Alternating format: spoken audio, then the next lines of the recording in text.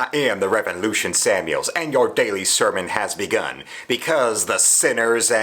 who attempt to smite people at HBO, the disgusting woketivist wasteland that once had Tracy Ullman on their network doing blackface and yellowface and brownface and was perfectly fine with that, but now suddenly are the biggest wasteland for the insufferably left-wing garbage out there, whether it be trash like Euphoria, that only would be known and remembered by anybody outside of 5 TV critics if it wasn't for Sydney Sweeney letting herself have her breasts on display, much to the chagrin of everybody that built that show as an excuse to force the concept of Zendaya as a dramatic lead down your throat, and now continuing on the disgusting evil of the Last of Us franchise, from its worthless little video game origins, initially as an overrated Walking Dead wannabe made by somebody who wants to be making movies but can't, now going off into a sequel where they get rid of the one actually interesting character in order to go and scissor their way across socialism simping for the rest of the second game. Well, now we're getting that same crap happening in this new season of the show right here, and guess what? People don't like it. And now it's not just people in the realm of watching and playing and talking about video games that don't like that. Now the ratings for this new incarnation of it, the same garbage being done, repeating the same thing and expecting a different result, has instead alienated viewers out there, so now they ain't watching The Last of Us like they did, and somebody, a man, with the temerity, with the tenacity, with the intelligence and the honesty to report on this as a content creator, the Critical Drinker. Well, guess what the people at HBO did? They had his video illegally removed. And well, a lot of people all across the major social media platforms that these networks actually listen to instead of actually listening to the viewing audience or the buying audience have now gotten this video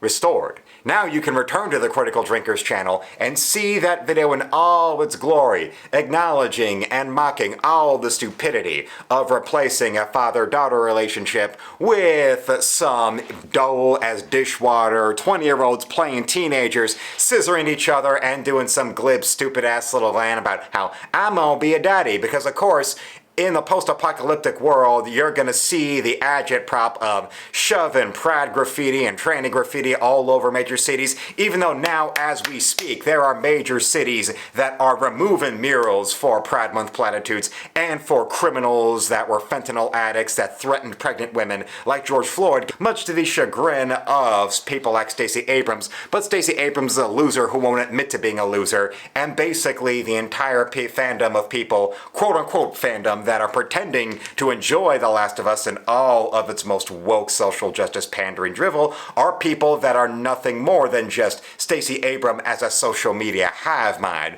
The same people that pretended that Hogwarts Legacy was going to lead to any kind of destruction of people. The same people who think that trannies are the most oppressed minority of all time, when no, they're not a minority because they're not a race of people. They're a gaggle of the mentally ill that the left are exploiting for weakening American morale for the sake of the Chinese government being able to advance over America. Unfortunately, it's not working, as usual with these type of lefty activist assholes, infighting and sociopathy and their inability to continue to profit their white, liberal, straight, male financiers in the long run means that they're going to be disappearing, just like the audience for The Last of Us 2 or The Last of Us on TV is disappearing, while the Critical Drinkers audience, built on him giving you the honest reviews, built on giving you the opinion that you know is the right one, giving you the views on a production that is built on somebody who knows what he's actually talking about, who is not a paid little bitch that worships whatever Disney tells them to do.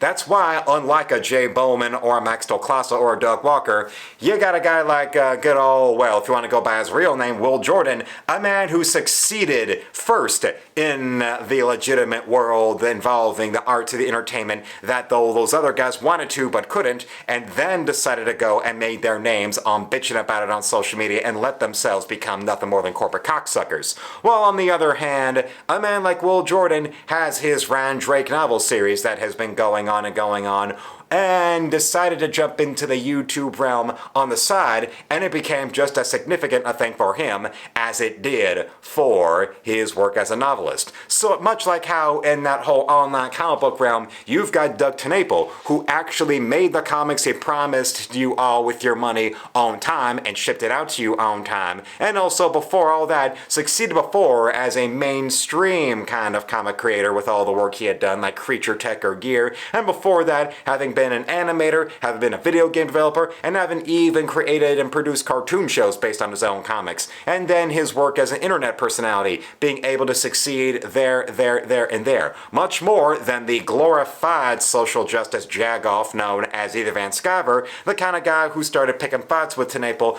not knowing that Van Sciver lacks any game pieces to win any kind of game, because he's the kind of guy where if you put him down there in the middle of a board to play chess, he'd be so damn insignificant and stupid and incapable, like a special needs kid's, that instead of taking the pieces and trying to eat them or put them up his butt, he'd look at them, take the pieces, then throw them away and run off to wait for a guy he met up at a Craigslist casual meetup until he saw that the guy he's about to blow had comic books in the back of his car, so he decided to run away. But those are all dirty little truths and dirty little facts that people like your